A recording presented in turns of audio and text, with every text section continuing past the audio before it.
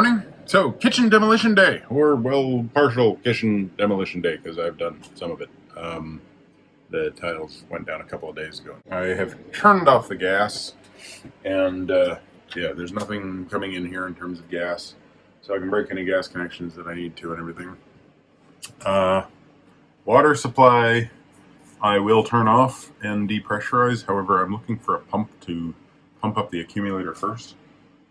Except for I can't remember where the hell I placed that pump, so if I don't find it, then I'll just depressurize the whole system and not worry about it. Yeah, so that's where I'm at. The fact is we don't need water in here anymore. This is the last thing to disable. We're going to be doing a bunch of plumbing work because of what was revealed yesterday, although not necessarily in video order yesterday, when I did the removal of the stairs at the back.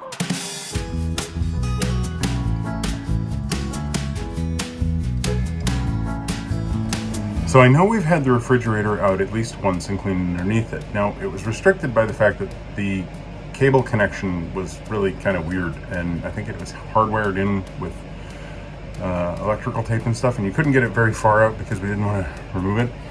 I think I remember rewiring it, and these are my connections, but I don't think we've been under it to clean up a second time, because that's what's under there now. We got some water damage, some mildew, a whole bunch of spider webs, and probably some mold. Yeah, good that is. And that linoleum has to come up anyway, so it's okay. But I'm going to do that with my dust mask on for sure.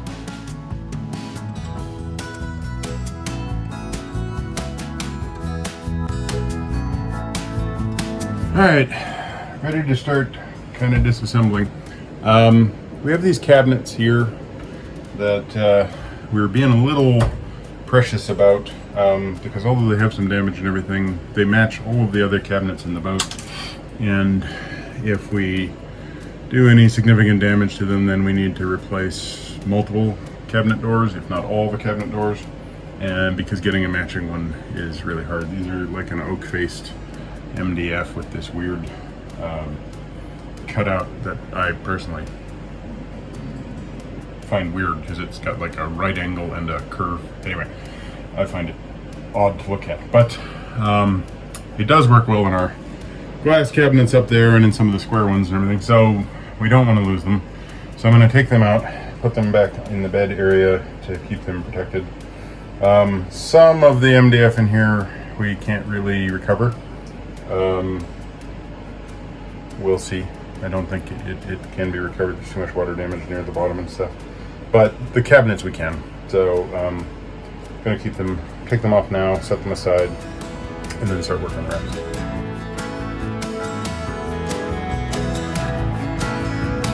Okay, the cabinet doors are off. Time for the sinks to come out.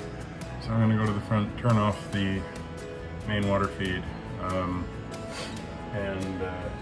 start disabling some plumbing. Now, for anyone who doesn't know what plumbing looks like in a narrowboat, what we have here is a pressure pump used to take the cold water feed from the front of the boat and pressurize the water system.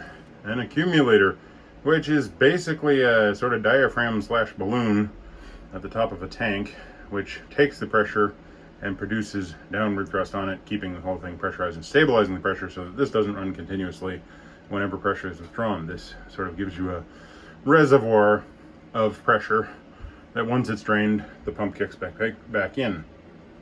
That drives the cold water feed from the pump all the way to the back, and in this case also to our water filter and our kitchen sink. Hot water returns, as well does waste from the shower. That gray one there, that's our whale gulper that pumps out the shower waste. And in behind there is the hot water feed that goes back up to the sink, which connects with your sort of standard flexible fittings. As you can tell, all of this nice household pipe, the sort of corrugated plastic stuff, which is good fun to use in households and you know, you find in sort of all sorts of places, is a death sentence on a boat because this stuff will crack and leak and these little joints will come apart, and yeah, they're just a total pain. So all of that water damage, that's all of this gone wrong at various times.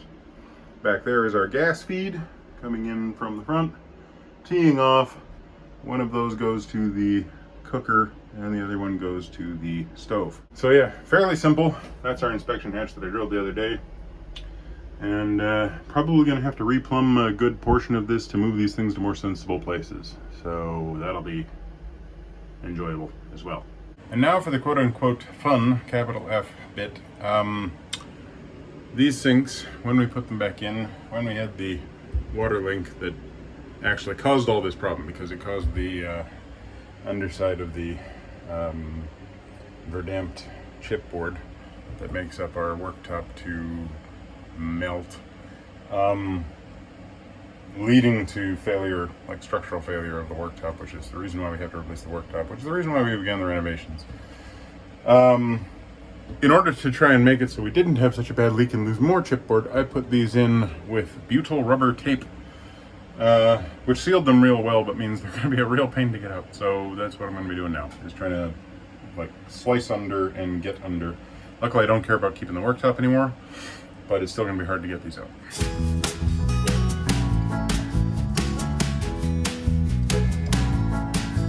All right, so that one's out. If you care about keeping your sinks, don't do this double pry bar method that I'm doing. But basically, I've done one pry bar, like pushed in, got some of the butyl rubber out of the way, pushed in one pry bar, peeled it up, and gone through and gone through and gone through. I've definitely deformed the stainless steel.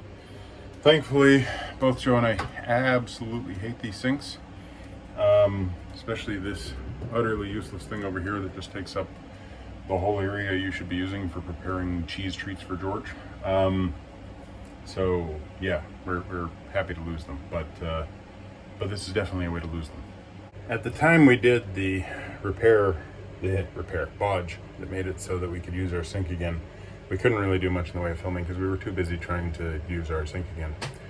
But now you can at least see what the issue was close up. I can't remember if we got any real shots of it, but I'll show you just how much water damage is on here.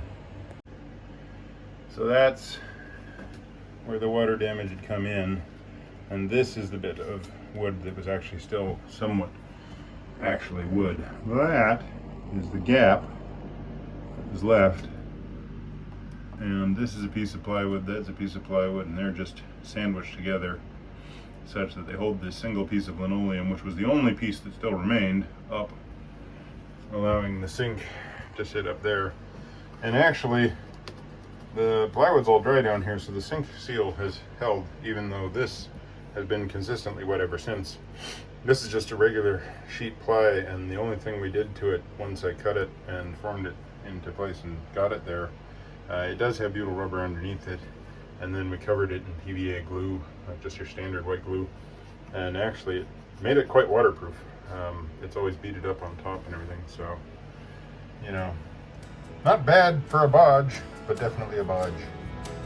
Time to remove the bodge.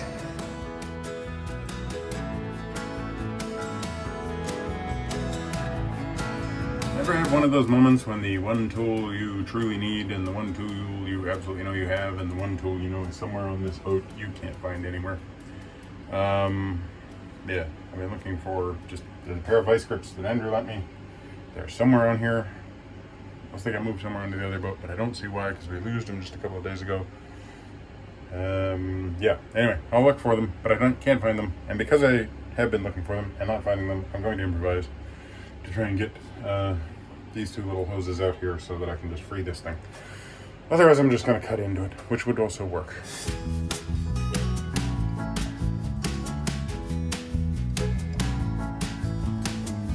Andrew shows up, and what's the first thing he does is he finds the tool.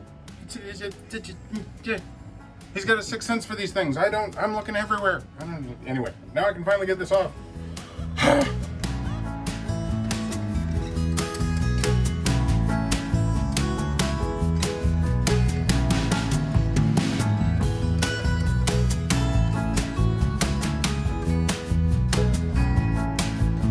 All right, so there we go. Our filthy, as you can see. Again, it doesn't normally look this bad, but leave it for a few days while we've done construction, and all the little sticky bits get even worse. This is a Vanette 4000/2, and that is a Vanette range that goes with it, or well, oven that goes with it. And as far as I can tell, the Vanettes have been discontinued for a while. They're like the standard, you know, camper van stove unit and narrowboat unit from about 20 years ago, but all I can find is spare parts for them, not including the main unit, not including anything that's really gone in terms of busting. It does function, but it's really hard to clean, and obviously it is unique. Like, it was built into this unit and it can only be replaced with another one of the exact same unit. So as there is no other one of the exact same unit available, and what we do not want is a nice clean new countertop with a filthy old stove, and considering we've got some little problems of parts that are hard to find, like these little guys that fit in here to actually hold it down. One of them had lost one of its caps, another one, the screw went right through. To replace it with a larger screw is problematic. You know, there's bits that are just sort of broken. So it's also this weird blue color that works with the outside of our boat and works with this countertop, but probably won't work with what we're replacing it with, once we decide what we're replacing it with. So the odds are we're losing it, but I have to take it out kind of carefully and try not to break anything. So that's what I'm doing now.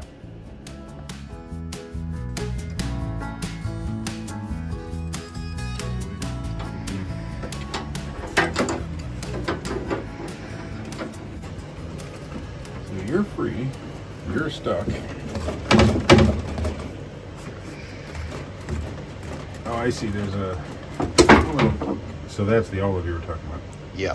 Okay, so then that guy we're just leaving on there because he's already shredding. Take your power supply off and you're done. And there's your igniter kit. Yeah. So that was how that connected. Just went across there. And this nut tightened down over it, so we've got the gas disconnected. Now we've got the igniter unit down here, which just has a bunch of little connections, one for each of the burners, and it also has two that go down to power the oven igniter down there. And yeah, that's about it. So we've already depowered it, and just gotta break those connections and then we'll be free. So a bit of a point of no return. There's a lot of those these days. We got the stove out. We're gonna put the stove out the duck hatch because that's the only thing it'll fit through. Yeah, with any luck, with some luck, I should say, with considerable luck, we get it out of here undamaged, and if necessary, we put the Vanette back in, but hopefully not. So trying to get the cooktop off, well, the cooktop worktop thing, and a whole bunch of screws going into the backsplash from below, probably going through the countertop. So yeah, just got to remove all of those. Good fun.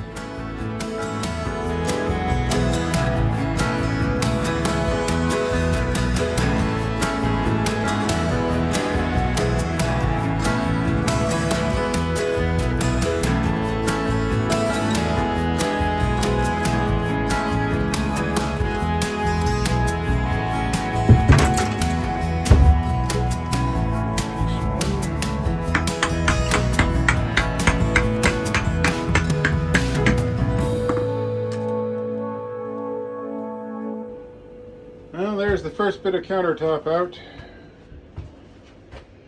2 more to go.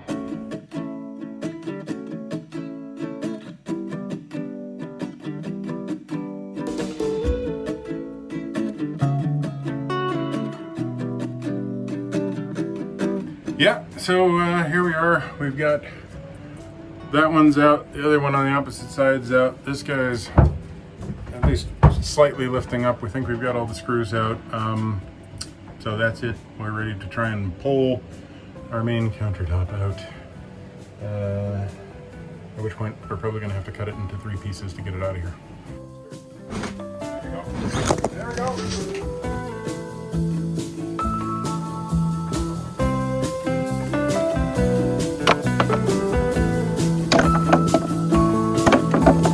Okay, so final bit of work from yesterday, because I started the cut and then realized it was 7 o'clock and it was too late, and cutting with a multi-tool was taking too long anyway, so now we're not going to cut with multi-tool, we're going to cut with this Space Marine Edition chainsaw, and that'll be fun. So, yeah. Now I've never used one of these things, so I'm about to learn. I think it has something to do with the safety little touchy thing here. And yeah, there we go, that gives me power. Doesn't look like it's reversed, so that's probably okay. I think I got it.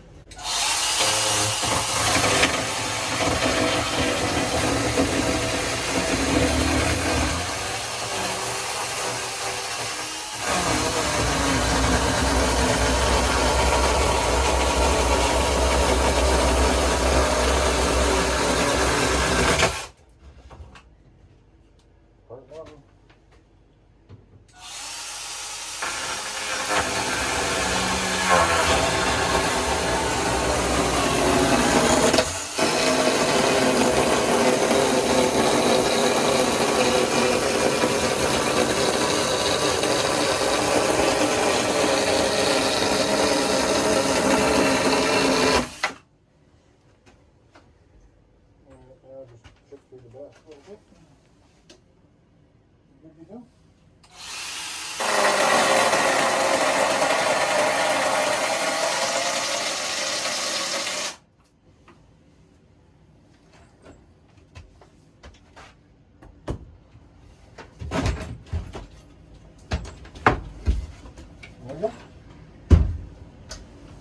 So much space. Yep. Yeah, it gives us much more space. And now we'll just have to, well, the idea is to try and do it with a little router and just come along and... So is that one piece of wood that goes back into the cupboard? Mm-hmm. Alright, so you just need to finish that somehow. Yeah. Yeah, well, probably just a little bit of 90-degree trim will go right over it, if we can cut it back pretty much flush. And, yeah. The tricky part will be the bottom, because there's this piece of wood here to sort of guide us down, but then there isn't one castaways. Although if the roller for the router is on this side, then we just keep going with the roller, and as long as we keep it, you know, on the straight orientation, it'll go all the way down. But, yeah. So that's our big banister out, and this is probably the biggest piece of actual wood on the boat. So Joe just came back from... I've been off the boat for 24 hours, yeah. And I've come back to no kitchen counter and no stairs, so Michael's done good. I've done destruction. Hopefully in the long run it'll be good.